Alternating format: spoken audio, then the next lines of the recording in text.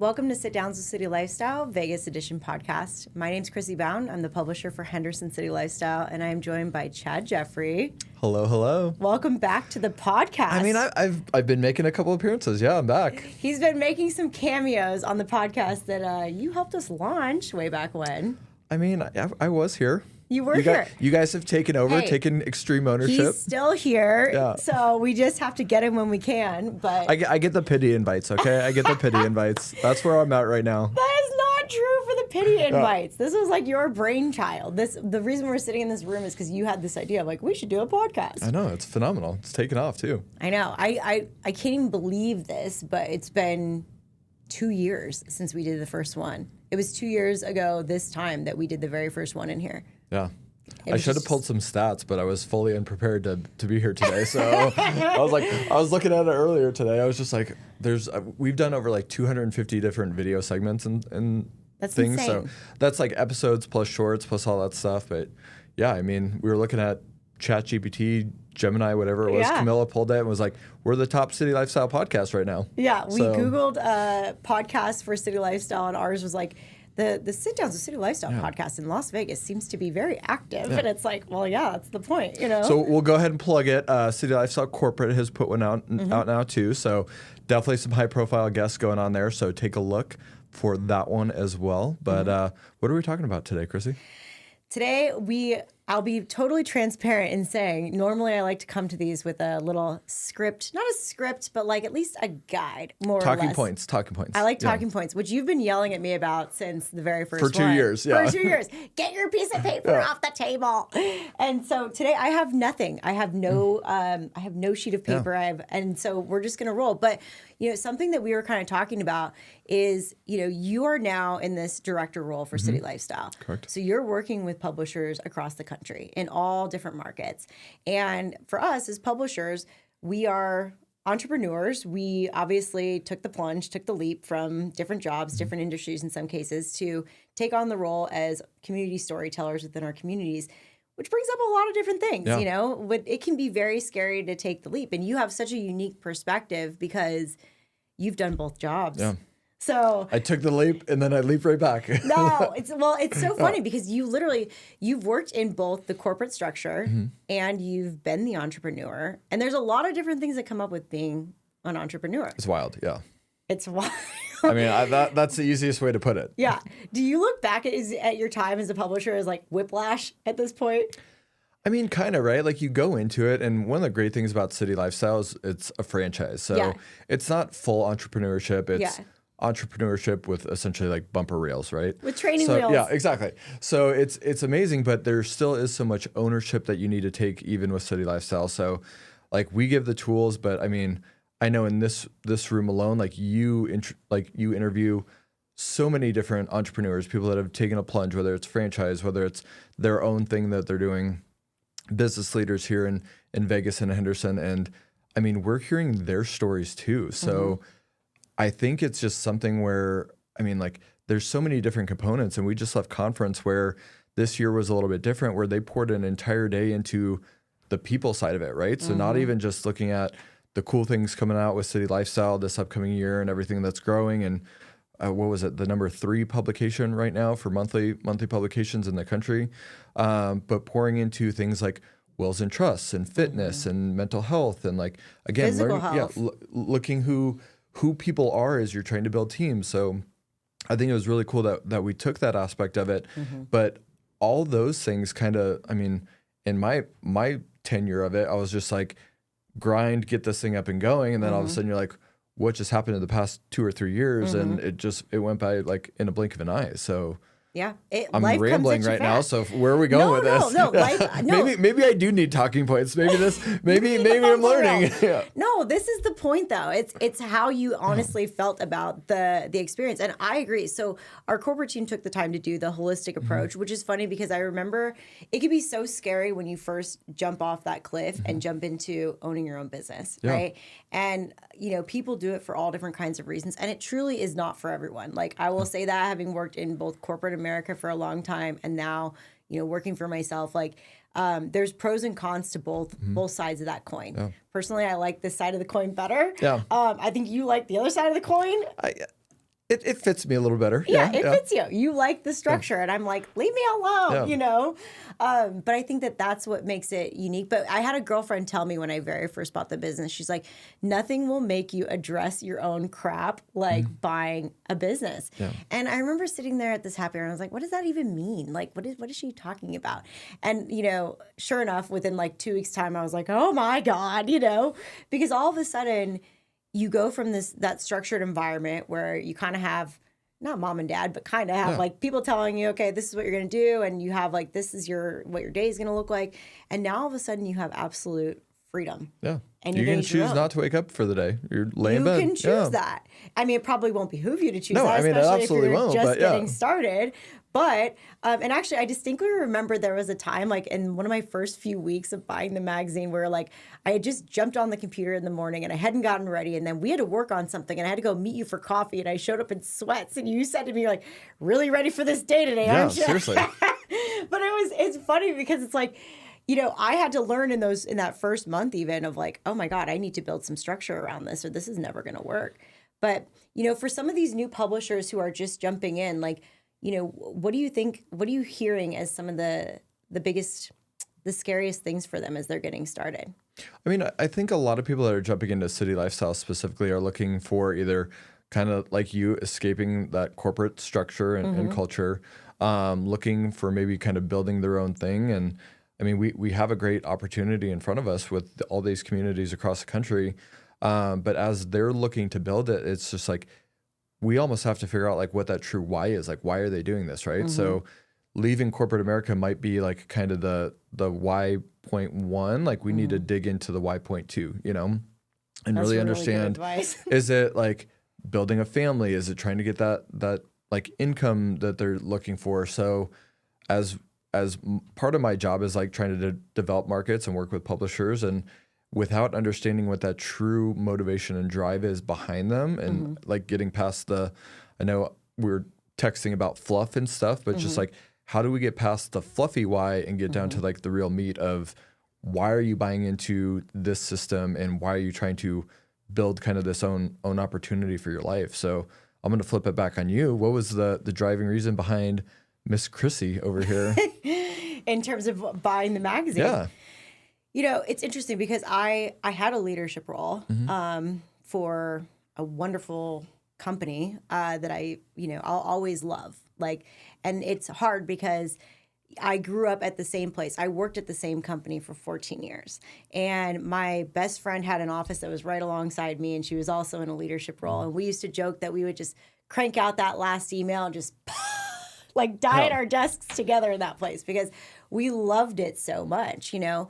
But for me, I think a lot of things were changing. It was a totally different world from when I started versus when I left. Ownership changes, just life changes. You know, we survived through the recession there. We survived through the pandemic there. I mean, we did so much. We were doing such great work that we're really proud of. But I think for me, you know, I loved my job when I was an account exec. I love the client interaction. I love the strategy. I love brainstorming and creativity.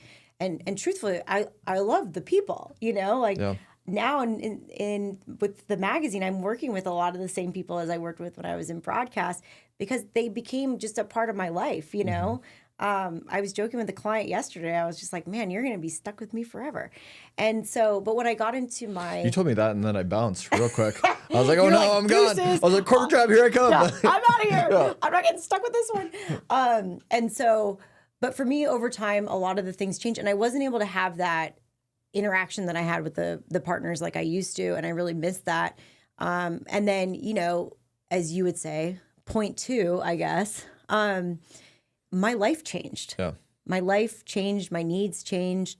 I kind of realized for the next chapter of life that I'm going into, like for my family, that structure of being at the office every day from 8 to 5 wasn't going to work for me. I needed more freedom, more flexibility.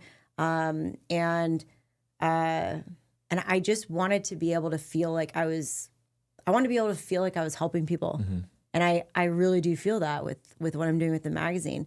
I saw this as a great opportunity to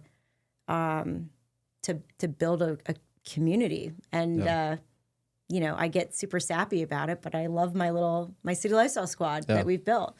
So, life changes and it throws different curveballs, as you know, too. I think you would agree, too. Like your life changed from when you bought the magazine versus drastic change from when you bought it, from when you sold it and took over the corporate role. What are some of the pros that you would say about your corporate role now? I mean, for me, it's the same thing, right? Like we just left conference and I got stuck in the elevator lobby for like 20 minutes because it'd be like one person I've worked with, another person I worked with, and like I literally couldn't leave because of all the people I've been working with and hopefully impacted in a positive way. You did. But yeah, it's just like looking at that side where I've put myself and thankfully City Lifestyle has agreed to help impact almost 50, 60 publications right now, which then is translating to those businesses they work with, the readers they're seeing. So my impact, I feel, is just amplified like crazy, right? So the more I can help someone like yourself replicate that 50 to 60 times in each one of their markets and pour into their goals, pour into their businesses, their community, that's amazing for me, right? And it's just like I get to dive into each one of those on scale. Like I'm not connecting as well with the partners I used to have and those kind of things on that level, but it's just like I'm helping them do that for themselves. So it's really cool, especially like in this role and being able to, I mean, I know I travel like 50% of the time now. So how do you do that? That's a good question. I don't know what day it is half the time. I literally thought it was Wednesday yesterday. Oh my God. It was not. Yeah, it was definitely Thursday. Yeah. So I'm just like, we're filming on Friday. Yeah. But yeah, so what ultimately happened is just like, I saw that opportunity to, again, drive more impact for all these other people versus like the impact I could do on a much more granular level. Yeah. And I mean, like it was working well. Like you had a great magazine. Hopefully the South Vegas clients are still really happy. Yeah. And I know a lot of them are still with Camilla. So it's looking at that. But I mean, I kind of want to spin it back to what we were talking earlier of like, when you look at some of those obstacles moving into this role, like what did you think was your biggest challenge? What was your biggest fear? Like, how did you kind of overcome that to being essentially the quote unquote mayor of Henderson right now? Like everyone knows you. There's always a fear of failure. I think everybody has that innate fear of failing. And, leading up to me buying the magazine, I had the craziest year of all time. I had, I lost a baby. I got really sick. I was in bed for 5 months of that year with a cerebral spinal fluid leak. I lost my dog that I named my LLC after, which was very sudden. I mean, sick on Tuesday and gone by Sunday. And, we just had a series of just things that just kept transpiring. And it really made me pause for the first time in my adult life and ask myself, like, am I still on the path that is going to bring me joy and fulfillment? And, can I see myself doing this for another 20 years? And that was honestly the first pause I had taken since I was 21 years old. Yeah. Because I jumped into my first job, and I just was on a climbing trajectory. I think I went full speed for 14 years. And then the universe said, we're pulling that e-brake on you, and we're going to make you evaluate. And the answer was no. I didn't feel like I was in the right seat anymore, and that doesn't mean it wasn't the right seat at one time. It absolutely was. But I wouldn't be here if I hadn't done that. Yeah. But I think that like the fear of failing, the fear of change, of doing something else was really, really prevalent for me. And then when I got sick and I was in bed for all that time with my CSF leak, which I hope nobody ever has to deal with because that was wild. The positive, I always try to find a positive of me getting sick was that it forced me to like do some reevaluating. And it made me realize, like, if I can't get up and walk around like a normal person again and like be able to move freely, if I'm gonna have to live my life every single day on a time clock of like how long I can be upright, I'm gonna be really upset with myself for how I spent the last couple years. Yeah. And I'm not living my life that way again. So I promised myself, like, if I can get better, I'm gonna do something active every single day. I'm gonna do something that allows me to, that brings me a sense of purpose and joy. And I want to be out and about. I don't want to be sitting in one office every single day, How's the walking club going? It's good. Yeah. Yeah. I still do Haven't gotten an invite for that lately either. Well, you should come. Well, I'm not we here, do the so, loop. Yeah, next time. We're gonna catch you when you're visiting. But and I was scared. I was terrified. The day that I resigned at my corporate job, I almost threw up on the drive multiple times. And I was so scared to do it. And my husband's job had just changed a lot too. He had gotten an unbelievable job offer to be a head coach and to teach. And so it was one of those things where it's like the universe was presenting us with these amazing opportunities, and we just decided we're not going to live in fear. We're just going to go, Love it. So whether someone's, pumping city lifestyle again, looking at a city lifestyle opportunity, or literally any other kind of business opportunity, like, what do you think the biggest thing that they need to understand as they go into that? What advice would you share with them? I would say, first of all, I'd say go for it. Yeah. Take the plunge. Take the leap. Do not live in fear. Like, obviously, do the research, have a plan, ask people who have done it before for advice, and be open to advice, and know that you're not going to know the answers to everything. You are probably going from a place where you knew all the answers to everything, and now you're going to be the person who has all the questions for everything. And you have to be open to feedback and advice and coaches that are going to help you along the way. But go for it, it's so worth it and so rewarding in the end. And I don't know, releasing there's risk in everything, and that's the thing too, is I think that sometimes people can be so afraid of taking a little bit of risk, but like, there's risk in a corporate job. Yeah. There's risk in the structure. There's risk in everything. And then also really take some time to evaluate what your core why is, and what honestly brings you joy and a sense of fulfillment, and what you're actually interested in. Like for me, I spent like half my life trying to figure out like, what's my super skill? I had one friend who was like an amazing ballerina, and now she teaches at the Kansas City Ballet. And like, obviously my husband's a really good athlete, and he's a golf coach. And I was like surrounded by these people who had these extreme talents. And I was like, I don't have a talent. Yeah. I was like barely made varsity as a swimmer, like junior year, like whatever, like, I don't know. I just didn't know what my talent was. So what is your God-given gift, Crissie? People. Yeah. People. I love people. Like, I love hearing their stories. I love getting to know them. I love understanding what makes them tick. And I grew up in a huge Greek family where like sitting around the table for like hours at a time was a normal thing, and everybody would just storytell and laugh and like tease each other and roast each other and everything. And like, that storytelling skill that I literally learned at my kitchen table is like still something that I like. The gift of gab. The gift of gab. Yeah. It is. I love it. But it is. It's like, I didn't realize that when I was sitting around listening to like my mom, my aunts, my uncles, my grandpa, like, my yaya, sitting there like rehashing stories and telling stories or whatever. Like, I didn't know that all those skills were going to come back later. But like, I remember how it made me feel. Like, it made me feel like happy and love and all those emotions. And now that's something that I hope and I really try to take into our job as a publisher, to be able to tell other people's stories with that same like love and compassion that I grew up with, and a little bit of teasing and joy every now and then too. But that's the point, You're doing an amazing job. So thank you. Proud of you, Crissie. I'm proud of you. Okay, I just have to say, and I know we have to wrap up because you have a call that you have to jump off for corporate. I gotta run. You were the most popular person at the conference. I don't know if I was. No, I couldn't even get like a word in with you. I think Tim Tebow was, but not me. Thank you.